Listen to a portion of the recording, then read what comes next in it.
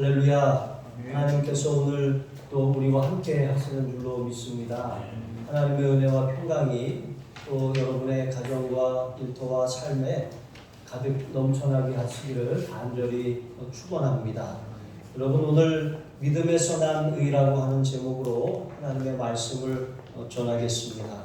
구약 시대에는 하나님께서 이스라엘, 선민 이스라엘을 택하셔서 그들을 중심으로 하나님의 구원 역사를 전개하셨어요. 하지만 이스라엘은 실패하였고 이스라엘의 남은 자 소수만이 구원을 받았습니다. 하나님의 선택을 받았지만 모두가 다 그 구원의 은총을 누린 것이 아니죠. 여러분, 마찬가지로 하나님께서 예수 그리스도의 십자가 공로를 통해서 세상의 모든 인류를 구원하시려고 하시지만 모두가 다 구원받는 것이 아닙니다. 여러분, 구원받는 사람들이 따로 있는 것이죠. 하나님의 부르심에 응답하여서 하나님의 이 하나님 앞에 예수 그리스도의 이름을 의지해서 나온 자들이 구원받은 자들임을 믿습니다. 오늘 말씀을 통해서 몇 가지 교훈을 살피며 은혜를 나누겠습니다.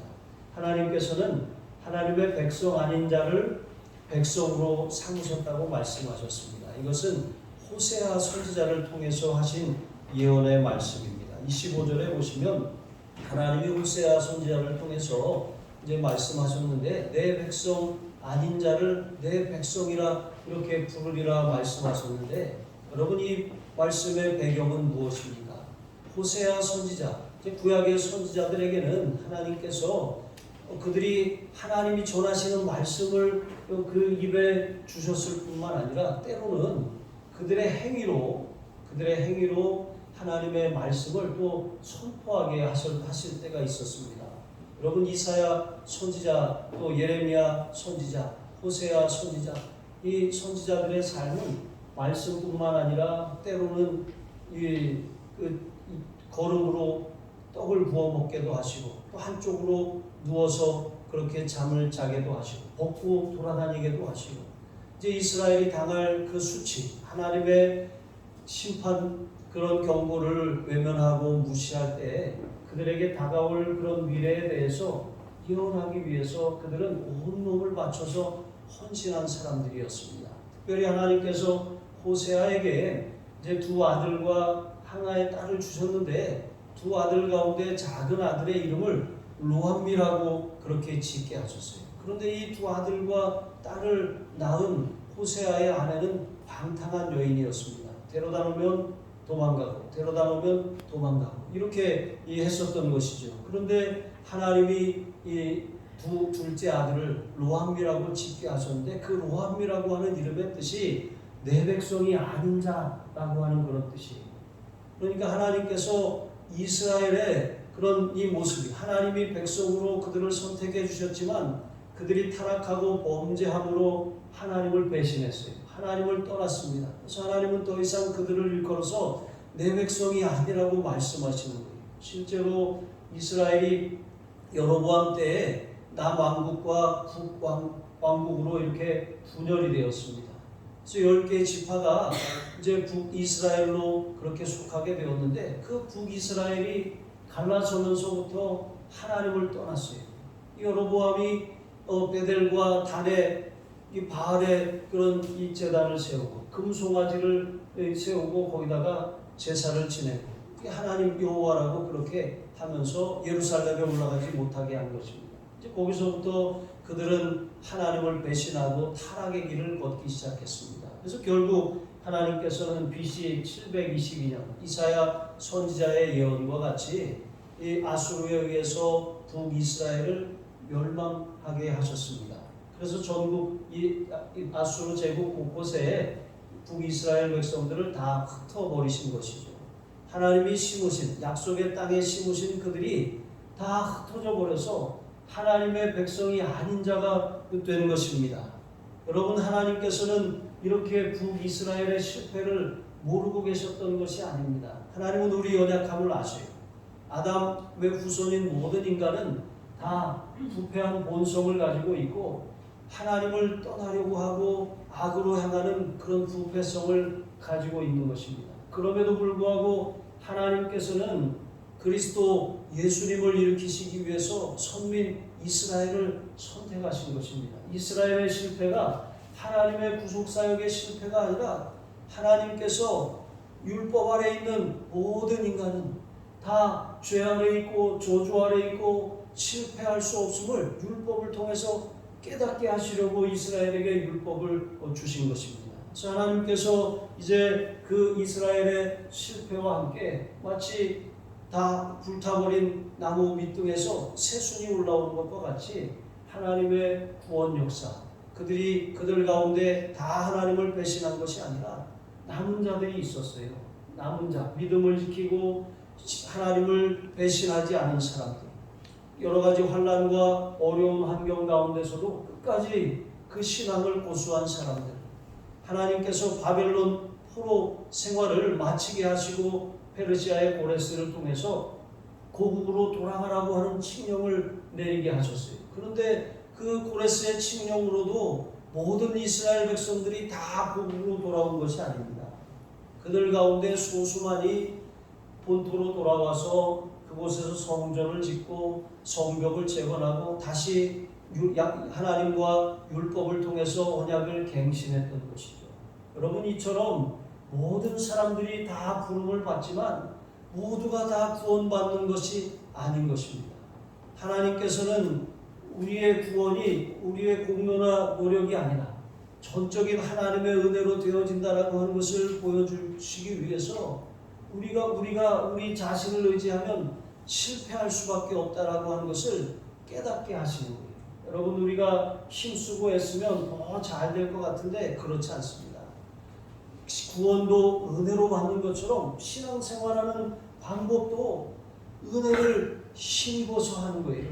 우리가 힘을 짜내고 노력을 궁리하고 힘쓰고 애써서 신앙생활하다 보면 거기에서는 좋은 열매가 나는 것이 아니라 이 자기 의가 나오고 교만이 나오고 자기 자랑이 나올 수밖에 없는 것입니다. 그래서 하나님께서는 자기 의롭게 되려고 하려는 이 이스라엘 백성들의 실패를 보게 하시고 또 그들을 백성을 삼으셨지만 그들 가운데 모두를 구원하시지 않고 믿음을 지킨 소수를 구원하셨어요. 그리고 하나님께서는 또 뿐만 아니라 우리 이방인들을, 유대인 외의 모든 사람들을 다 이방인이라고 합니다. 이방인들을 구원하시려고 이스라엘의 실패를 통해서 하나님의 구원 역사, 모든 구원이 은혜로 되어진다라고 하는 것을 하나님이 보여주신 것입니다. 그렇습니다. 우리는 우리의 노력이나 공로로 구원받는 것이 아니에요. 하나님의 은혜로 우리가 하나님의 구원받은 자녀가 되었고 하나님의 백성 아닌 사람들이 하나님의 백성이 되었어요. 하나님의 사랑받는 아들이 되었고 딸이 되었고 자녀가 되었습니다. 하나님의 자녀가 되었다라고 하는 것은 하나님의 상속자가 되었다라고 하는 거예요. 하늘의 기업을 이을 자가 되었다라고 하는 것입니다. 여러분, 유언장을 남기지 않고 죽은 한 부자가 있었습니다. 그에게는 이 가족이 하나도 없었는데 일찍 병으로 죽은 어린 아들이 하나 있었습니다. 그래서 한평생 아들이 죽고 난 다음에 사람들과의 관계를 다 단절하고 홀로 그렇게 지냈습니다. 그렇게 지내는 가운데 어느 날 이 부자에게도 하나님이 부르시는 그 날이 찾아온 것이죠. 그래서 그렇게 죽고 났는데 아무런 이제 유언도 남기지 않고 죽었으니까 이제 그의 변호사가 찾아와서 이제 그의 재산을 이제 혹시라도 어디 그 유언장이 있을까 해서 정리를 하면서 그 재산을 다 이렇게 경매에 붙였습니다. 그런데 그 재산 가운데 한 초상화가 있습니다. 그 초상화는 누구의 초상화냐면 이 부자의 어린 아들, 일찍 병으로 죽은 그 아들의 초상화죠. 그런데 아무도 사가지 않는 이 초상화를 어느 남루한 옷을 입은 늙은 여인이 그 초상화를 사갔습니다. 그래서 그것을 가지고 가서 이렇게 잘 닦고 이 초상화를 이렇게 액자를 만지는데 거기에서 뒤편에 뭔가 소유 뭉치 같은 게 들어있는 것을 발견했습니다. 그 여인이 누구냐면 이 어린 아이, 그 아이의 유모가 되어서 정말 자기 자식처럼 그렇게 돌보다가 그렇게 하늘나라로 보낸 그 여인입니다. 그러니까 이 아이에 대한 그런 그리움 때문에 초상화를 보는 순간 이 눈물도 울컥하고 해서 그 초상화를 사가지고 갔던 거예요. 근데 그 유언장, 이게 되게 중요한 문서인 것 같아서 이제 그 부자의 변호사에게 그것을 가져다 주었어요. 그랬더니 변호사가 그것을 보더니 여기에 이렇게 기록되어 있습니다. 내 사랑하는 아들의 이 초상화인데 이것을 잘 그렇게 귀하게 여기고 또 우리 아들을 기억하는 사람이 있다면 그에게 저의 모든 전 재산을 다 상속하겠습니다. 이런 이제 이 문구가 유언장에 기록되어 있는 거예요. 그래서 결국 이 여인은 뜻하지 않게 이 부자의 상속자가 되어서 모든 그런 재산을 물려받았습니다. 여러분, 이 유언은 이 유산을 상속받을 아무런 자격이 없어요. 그런데 그 부자의 그 아들을 위하고 사랑하는 그 마음 때문에 그는 상속자가 되는 것입니다. 여러분, 마찬가지로 우리는 이방인이고 언약에 대해서 외인이었습니다. 하나님의 선택을 받지 못한 사람들이에요. 그런데 하나님께서 아들 예수 그리스도를 믿는 우리에게 하나님의 상속자가 되게 하셨어요. 여기에는 우리의 어떤 공로나 노력이나 자격이 없어요. 단지 하나님의 아들 예수 그리스도를 우리가 믿고 그를 의지하고 영접한 그 이유밖에 없는 것입니다. 하나님께서는 예수님을 영접한 우리를 하나님의 자녀가 되게 하셨어요. 상속자가 되게 하셨습니다. 하늘의 유업을 이을 자가 되게 하셨습니다. 영생을 선물로 주신 것입니다. 심판하지 않으신 것이죠. 여러분, 자격 없는 자에게 이렇게 구원을 베푸신 이것이 하나님의 은혜입니다. 우리는 은혜로 구원받았어요. 너희가 그 은혜를 인하여 믿음으로 말미암아 구원을 얻었나니 이것이 너희에게서 난 것이 아니요 하나님의 선물이라. 행위에서 나는 것이 아니니 이는 누구든지 자랑하지 못하게 하려 함이니라 했습니다. 우리가 다른 종교와 다른 이유가 무엇입니까? 세상의 많은 종교들은 자신의 노력으로 의의 경지에 이르려고 하고 또 최고의 그런 경지에 도달하려고 하는 것이죠. 하지만 기독교는 자신의 힘으로 하나님의 영광에 도달하려고 애쓰는 사람들이 아닙니다. 우리는 하나님 앞에 나아갈 수 없는 죄인입니다. 본질적으로 아담의 부패성으로 인해서 아담의 원죄로 인해서 다 죄 아래 있고 다 심판 아래 있고 다 하나님과 상관없는 하나님의 친구의 자녀였던 것이죠. 그런데 하나님께서 우리를 자격 없는 우리를 예수 그리스도를 통해서 구원하시고 예수님이 우리를 위해 십자가에서 죽으셨다라고 하는 사실을 예수님의 죽으심이 바로 나를 위한 것이다라고 하는 사실을 믿는 우리에게 하나님의 자녀가 되는 그런 권세를 주셨어요. 하나님이 제시하시는 이 구원의 방편, 우리는 그것을 단지 하나님이 선물로 주신 그 은혜, 자격 없는 자에게 베풀어 주신 그 은혜의 선물을 믿음으로 받기만 하면 되는 것입니다. 믿음으로 받고서 하나님의 자녀가 되는 것이죠. 여러분, 그렇게 우리는 하나님의 백성 아닌 자가 하나님의 백성이 된 것입니다. 그래서 갈라디아서 3장 29절에 보시면 너희가 그리스도의 것이면 곧 아브라함의 자손이요 약속대로 유업을 이룰 자니라 말씀하셨습니다. 유대인이 혈통적으로 아브라함의 자손이기 때문에 유업을 이을 자가 되는 것이 아니라 유대인 가운데서도 하나님이 남은 자들을 구원하신 것처럼 우리가 믿음으로 말미암아 예수 그리스도를 영접함으로 우리가 하나님의 상속자가 되고 하늘의 유업을 이을 자가 되었다는 사실을 여러분 기억하고 감사하시기를 바랍니다. 두 번째로 하나님은 이스라엘의 남은 자들만 구원하셨어요. 모두가 다 초청을 받았지만 모두가 초청에 응하는 것이 아닙니다. 모두가 다 부르심을 받았지만 모두가 다 구원받는 것이 아닙니다. 여러분, 교회라고 하는 것은 마치 이 썰물과 밀물과 같아요. 구름대같이 교회 사람들이 몰려오던 시대가 있었어요. 근데 정말 이렇게 또 다시 또 빠지듯이 물 빠지듯이 빠져나가는 그런 시대도 있습니다. 그리고 이것이 역사적으로도 그렇지만 교회마다 또 부흥할 때가 있고 다시 또 주저앉을 때가 있는 거예요. 예루살렘 성전도 솔로몬 때 굉장히 번성했지만 그 아들 때에 가서 계속해서 이 성전이 타락하고 이 성전이 형식적인 예배와 또 하나님과 상관없는 그런 우상 숭배로 더럽혀진 것입니다. 여러분, 이와 같이 교회도 이런 과정을 반드시 겪게 되는 거예요. 역사 가운데서도 주기적으로 교회가 크게 번성할 때가 있는가 하면 교회가 타락하고 쇠락하던 그런 시기가 있는 것입니다. 근데 하나님께서 또 다시 또 때가 되면 하나님의 부흥을 또 부어주시고 은혜를 부어주시는 것이죠. 여러분, 인생도 밑바닥으로 떨어질 때가 있으면 이제 물속에서도 잠수를 해보면 바닥에까지 내려가면 이 바닥을 치고 올라갈 수가 있는 거예요. 중간에 허우적거리면 제대로 올라갈 수가 없는 것이죠. 여러분, 교회도 마찬가지입니다. 하나님께서 우리에게 이 지난날 큰 부흥의 때를 주셨다면 지금은 그렇지 않은 때를 우리가 지나고 있잖아요. 우리 가정도, 우리의 가정 경제도 사업도 잘 되고 번성할 때가 있었지만 또 주저앉아서 허덕이고 있는 그런 때를 또한 겪고 있잖아요. 그런데 그것이 끝이 아닙니다.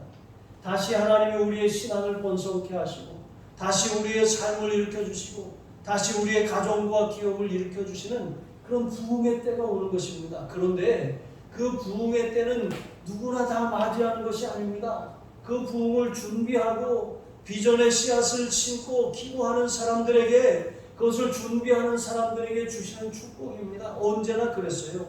가만히 앉아서는 하나님이 주시는 그 은혜를 받을 수가 없는 것입니다.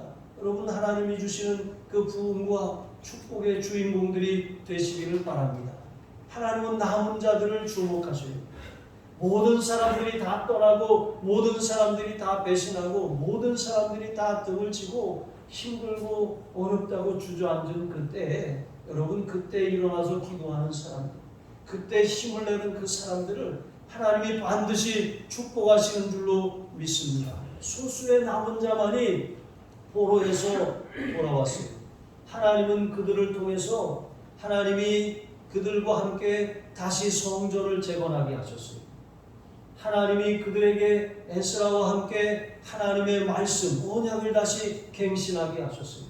하나님이 느헤미야와 함께 하나님이 이스라엘 예루살렘 무너진 성벽을 다시 재건하게 하셨어요. 그런데 여기 순서를 보십시오. 처음에는 성전을 지었습니다.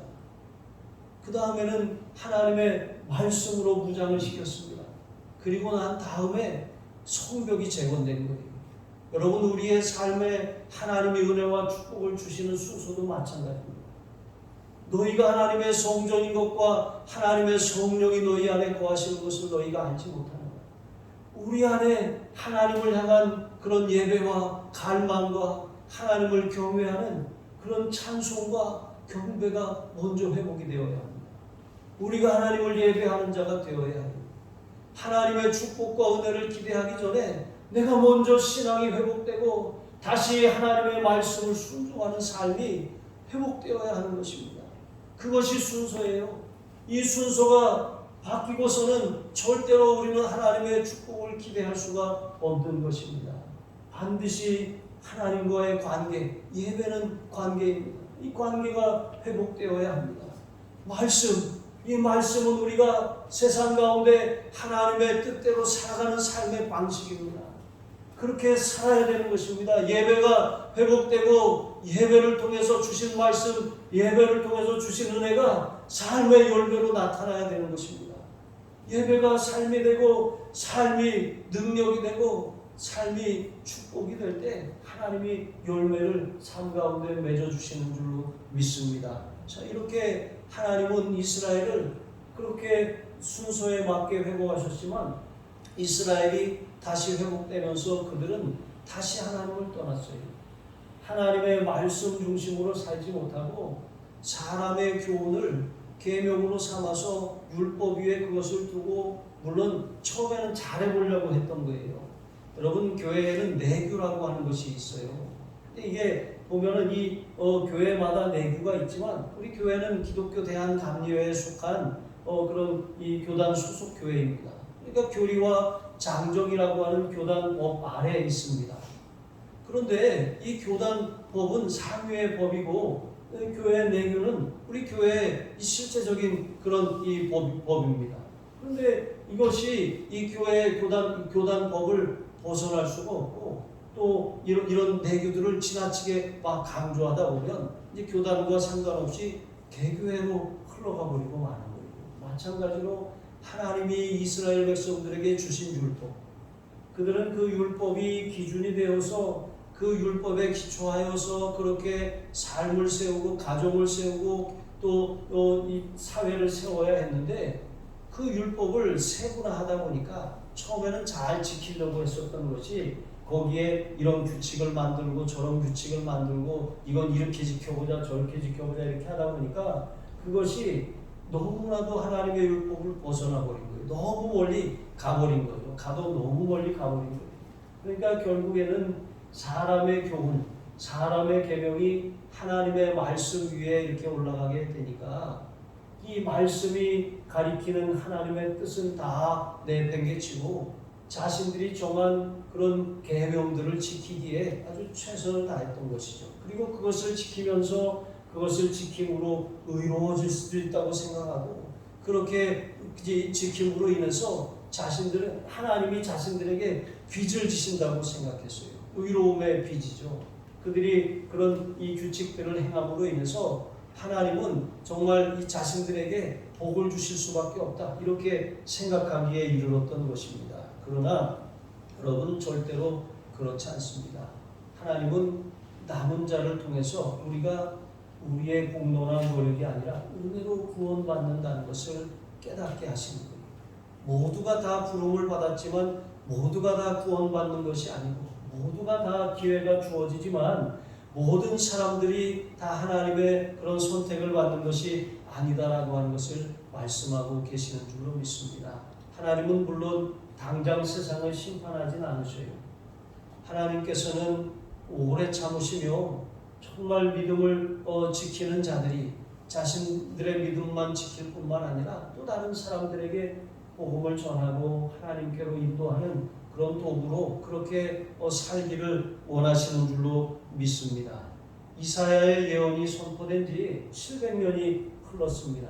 그리고 바울이 이 로마 교회에 보내는 이 편지를 쓰면서 이렇게 말하고 있는 거예요. 하나님이 만약에 씨를 남겨두시지 않으셨다면 온 이스라엘이 소돔과 고모라처럼 멸망하였을 것이라고 말하는 거예요. 여러분 사람의 본성은 부패했어요.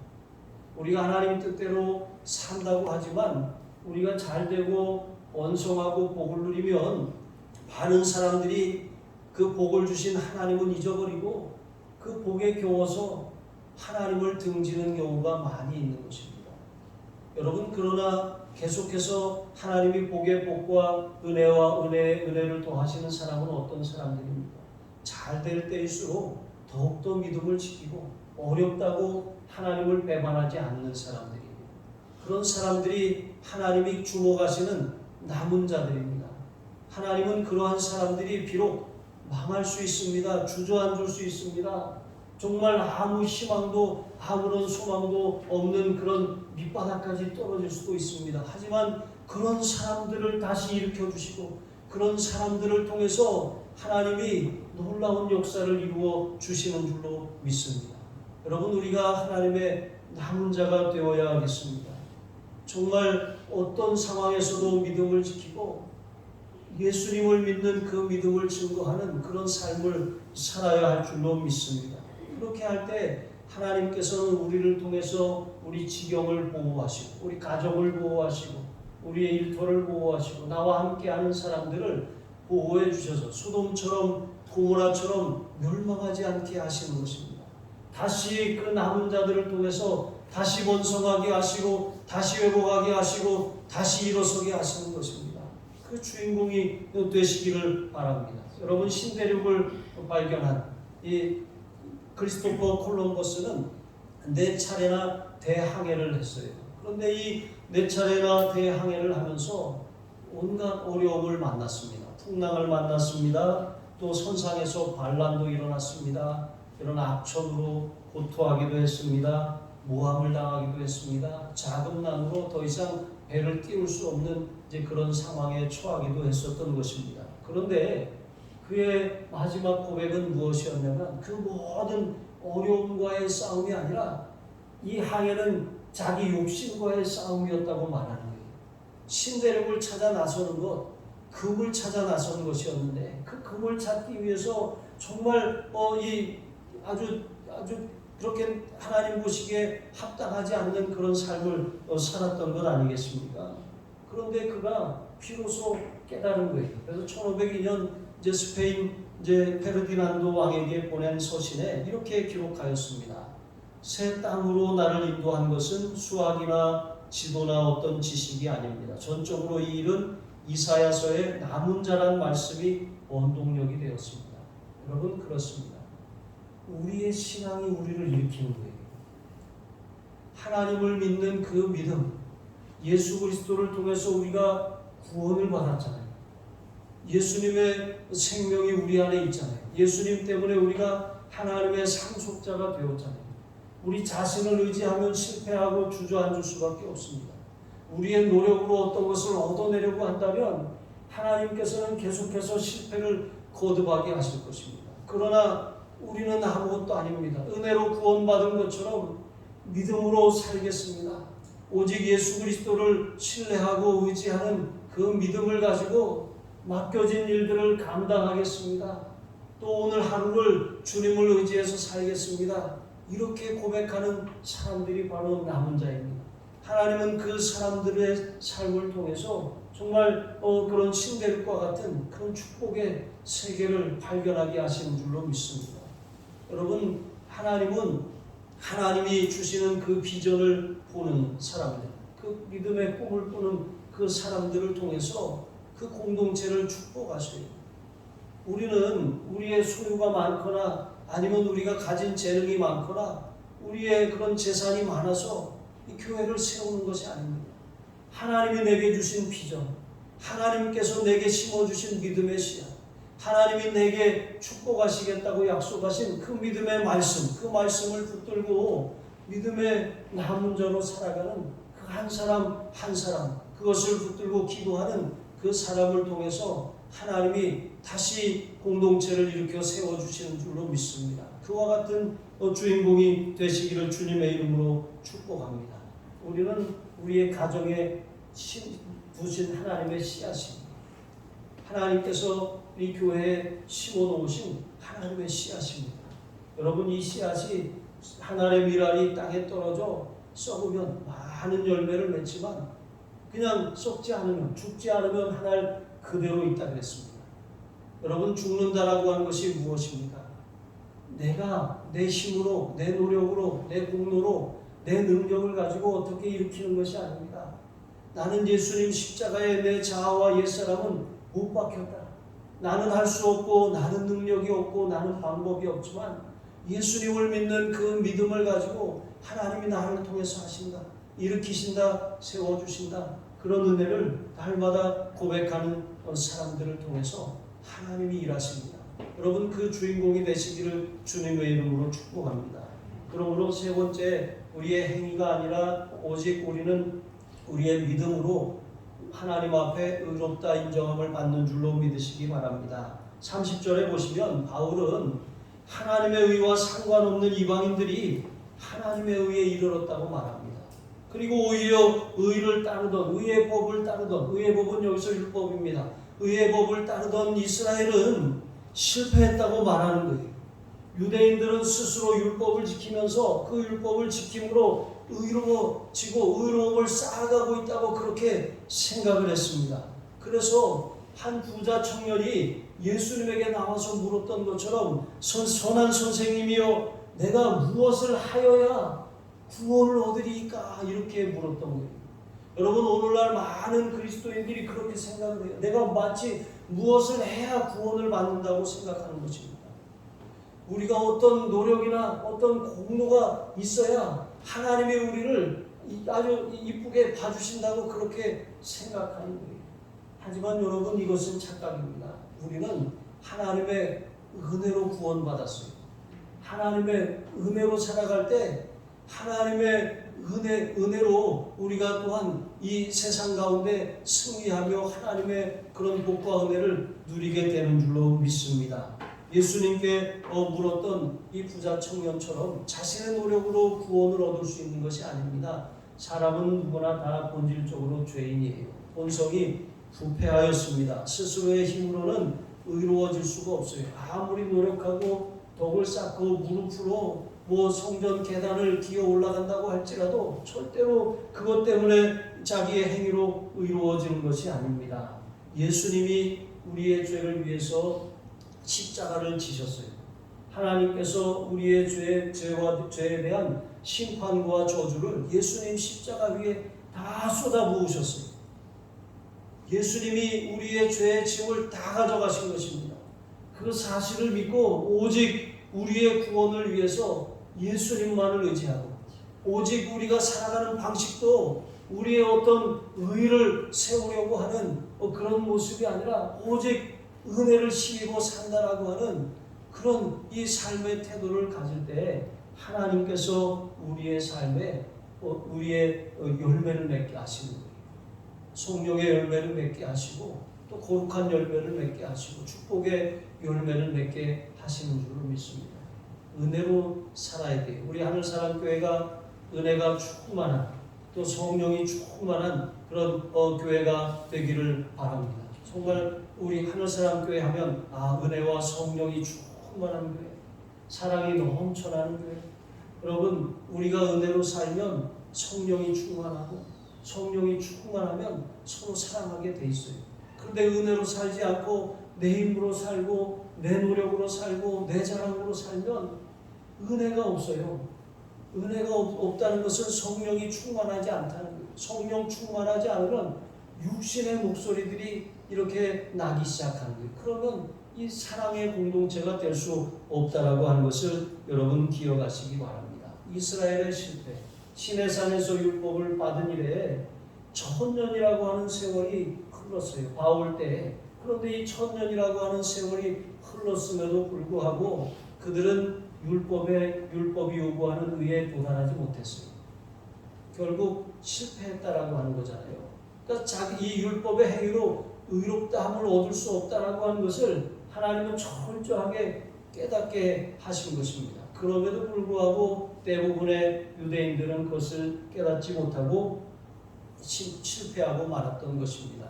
여러분 우리의 이 세상의 기준으로는 공든탑이 무너지냐 이런 말이 있잖아요. 내가 이렇게 애를 쓰고 공을 들이고 이렇게 노력을 했는데 이게 무너질까? 이렇게 생각하잖아요. 이것은 세상의 법칙이에요. 그런데 복음은 무엇이라고 말씀하는지 아십니까? 공든탑은 무너집니다. 우리의 노력, 우리의 그런 공을 들여서 세우고 우리가 이렇게 해서 이렇게 이 하나님이 공급하시는 힘이 아니라 은혜가 아니라 내가 막 내 힘으로 쌓아 올린 그 공든탑은 다 무너져요. 그것이 무너지고 나면 허무함밖에 남지 않는 거예요. 아픔과 상처와 고통밖에 남지 않는 거예요. 여러분 은혜로 살아가시기를 바랍니다. 우리의 공로를 자랑하고 의지하고 그것을 힘입어 사는 한 신앙생활이 절대 행복하지 않아요. 받는 것이 없습니다. 물론 잠깐 사람들의 칭찬을 받을 수는 있어요. 하지만 하나님 앞에 상급도 없고 결과가 절대로 좋지 않다라고 하는 것입니다. 이처럼 이스라엘 사람들은 자신의 하나님의 이 은혜를 믿음으로 붙들지 아니하고 자신의 공로, 자신의 율법의 행위를 고집하다가 실패하고 말았습니다. 자, 이렇게 아무리 사람이 율법의 그런 요구하는 것을 다 이루려고 한다고 할지라도 바울이 자신이 이렇게 고백했잖아요. 이 탐심이라고 하는 것, 내 이웃의 집을 탐하지 말라고 하는 것. 여러분 이게 10계명 가운데 10번째 계명이에요. 그런데 이 탐심은 모든 것과 다 연관이 되어 있어요. 마치 무슨 키워드와도 같아요. 이 10계명, 10가지 계명 가운데 탐심으로 인해서 얽혀지고 탐심으로 인해서 빚어지는 그런 이 계명들이라고 하는 거예요. 욕심이 잉태한 즉 죄를 낳고 죄가 장성한 즉 사망을 낳느니라 그랬습니다. 하나님이 하지 말라고 하는 것을 하려고 하는 마음, 그것이 우리 안에 일어나는 탐심입니다. 아담이 뱀이 자극하는 탐심으로 인해서 선악과를 따먹지 않았습니까? 보암직스럽고 먹음직스럽고 지혜롭게 할 만큼 탐스럽기도 하였다고 했습니다.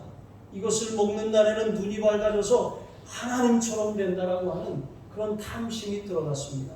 그래서 10계명의 제1계명이 무엇입니까? 제1은 뭐예요? 1계명이 뭐죠? 너는 나 외에 다른 신을 내게 있게 말지니라 그랬잖아요. 하나님의 자리까지 올라가는 것, 이게 바로 탐심의 최고봉이고 교만 중에 최고의 교만인 것이죠. 여러분, 사람들은 이와 같이 자기의 의를 추구하고 자기의 공로를 의지하다가 이렇게 결국 하나님이 되어버리는 거예요. 그래서 자기가 마음대로 그렇게 하나님처럼 그렇게 이 휘둘르는 그런 사람이 되어버리고 마는 것입니다. 여러분, 우리가 정말 우리의 공로가 아니라 오직 예수님만을 붙드시기 바랍니다. 바울은 예수님이 반석이 되시기도 하시지만 거치는 돌이 되시기도 하신다고 하셨어요. 산에 가서 조경을 위해서 돌을 하나 이렇게 떠옵니다. 돌을 떠오는데, 근데 돌을 떠왔는데 그 조경업자 가운데 아주 그냥 이 돌의 가치를 알아보는 사람은 석수장이를 통해서 이 돌을 잘 다듬어서 적절한 자리에 이렇게 놔요. 그런데 그렇지 않은 사람은 야, 이거 아무짝에도 쓸모없는 돌을 왜 여기다 놨어? 그래갖고 그냥 길 한켠에 쳐놨어요. 그랬더니 지나가다가 차가 긁히고 발이 걸리고 이 돌을 누가 여기다 갖다 놨어? 이렇게 걸려 넘어지고 이렇게 되는 거예요. 여러분, 마찬가지로 예수님은 아무런 볼품이 없이 오셨다 그랬어요. 예수님이, 율법이 가리키는 예수님, 사람들이 생각하기에 율법의 행위, 열심히 노력하고 애쓰고 힘써서 구원을 받고 의에 이루는 것, 이게 여러분 우리가 생각하기에 이게 맞는 거잖아요. 그런데 하나님은 아니라고 말씀하신 거예요. 오직 예수님을 믿으면 구원을 받는다고, 예수님을 믿으면 의로워진다고 하는데 그것을 너무 쉽고 하찮고 예수님이 그렇게 볼품이 없어 보이니까 사람들이 거절한 것입니다. 그래서 결국 믿은 유대인들은 견고한 반석이신 예수님의 위에 서서 구원을 받았어요. 하지만 거절한 대부분의 유대인들은 그 돌이 거치는 돌이 되어서 다 걸려 넘어지고 말았다라고 하는 것입니다. 여러분, 여기에 이 진리가 있습니다. 정말 하나님께서 우리에게 내미시는 구원의 방법, 우리가 의로워지는 길, 우리 그리스도인들이 살아가는 방편, 여러분 예수 그리스도이십니다. 그 예수 그리스도를 의지하고 붙들면 구원을 받을 뿐만 아니라 우리 삶의 은혜가 넘쳐요.